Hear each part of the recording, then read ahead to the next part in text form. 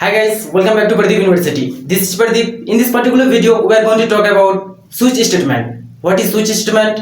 Flowchart of switch statement and syntax of switch statement with practical implementation. And as if you are new in this channel, please subscribe the channel. So let's get started.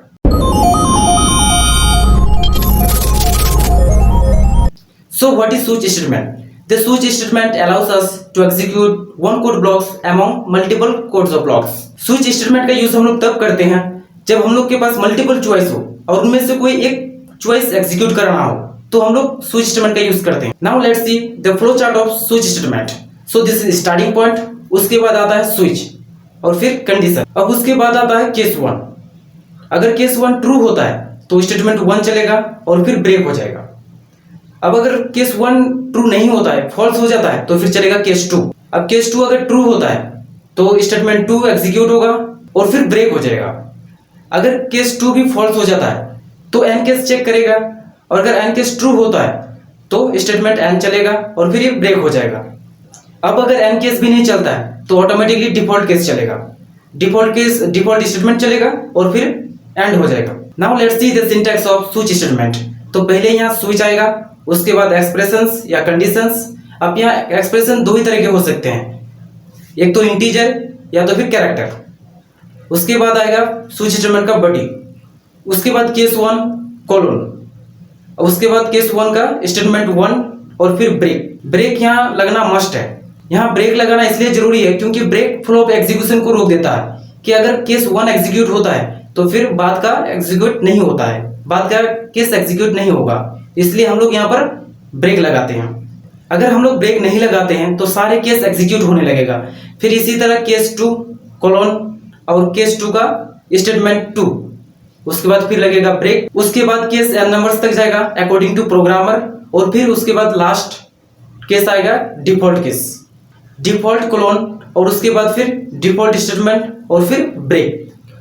अब default case तब execute होता है जब case 1 से लेकर n numbers of case तक कोई match नहीं होता है. अगर कोई ट्रू नहीं होता है तभी ये डिफॉल्ट एग्जीक्यूट होगा. तो चलिए इन सभी को अब देखते हैं प्रोग्राम में. हाय गाइस, तो हम लोग आ चुके हैं स्क्रीन पे. अब ओपन कर लेते हैं VS कोड. तो चलिए VS कोड ओपन कर लिए हैं. अब हम लोग एक फाइल क्रिएट करेंगे और उसमें प्रोग्राम लिखेंगे, राइट. तो चलिए एक फाइल क्रिएट कर लेते हैं. सो फाइल क्रिएट कर लेते हैं switch.c, right, switch.c.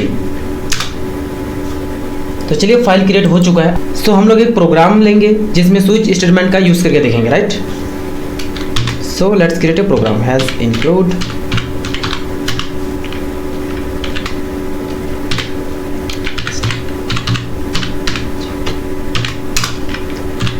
int man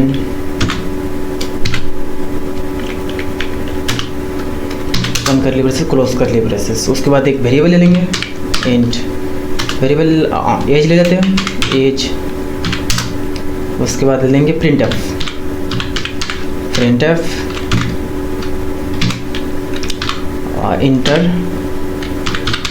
the age. Okay, backslash N. उसके बाद लेंगे स्कैन एफ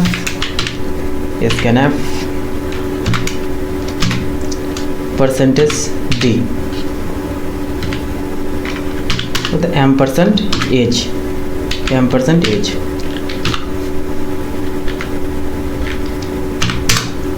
उसके बाद हम लोग स्विच स्टेटमेंट का सिंटैक्स ले लेंगे स्विच.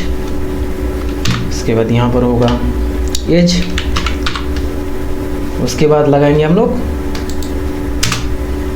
केस अगर 10 ले लेते हैं केस 10 में अगर केस 10 मैच होता है तो प्रिंट करना print F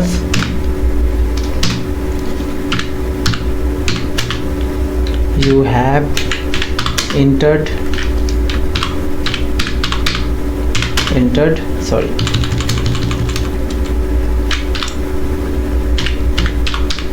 entered tab, right, and backslash n. उसके बाद ब्रेक लगा देंगे. ब्रेक हम लोग इसलिए लगाएंगे ताकि फ्लो ऑफ एग्जीक्यूशन को रोके, ताकि अगर केस 10 मैच होता है तो यही प्रिंट हो और बाद का प्रिंट ना हो, तो इसलिए हम लोग ब्रेक लगाएंगे, राइट। सो ब्रेक, उसके बाद ले लेंगे केस दूसरा लेते हैं, केस 20 लेते हैं, राइट। दूसरा केस 20। अगर केस सेकंड मैच हो रहा है यानी कि केस 20 मैच हो रहा है तो प्रिंट करना है print F you have entered 20, right. 20 backslash n,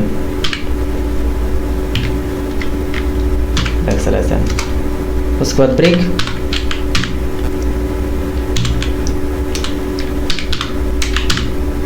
break, उसके बाद केस थर्ड ले लेते हैं, केस थर्ड यानी कि 30 ले लेते हैं, केस 30। उसके बाद प्रिंट एफ अगर केस थर्ड यानी कि केस 30 मैच हो रहा तो प्रिंट एफ होना है यू हैव entered कितना 30 एक्सेलेशन, उसके बाद सेमीकोलन, राइट। उसके बाद फिर ब्रेक,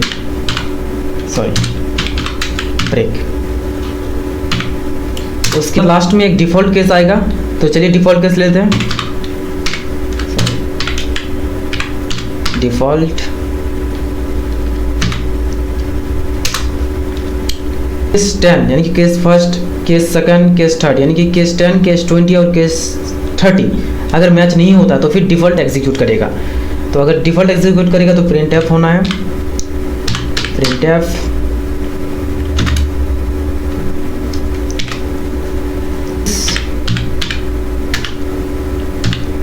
none of this,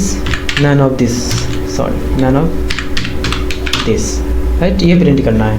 उसके बाद बैकस्लैश n लगा देते हैं, ठीक है। प्रिंट एफ लगाना भूल गए थे, प्रिंट एफ। उसके बाद ब्रेक, ठीक है। तो चलिए गाइस, उसके बाद ले लेते हैं रिटर्न 0,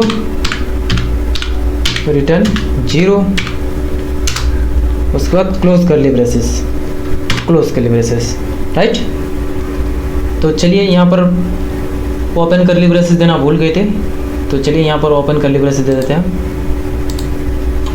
ओपन कर ली ब्रेसेस,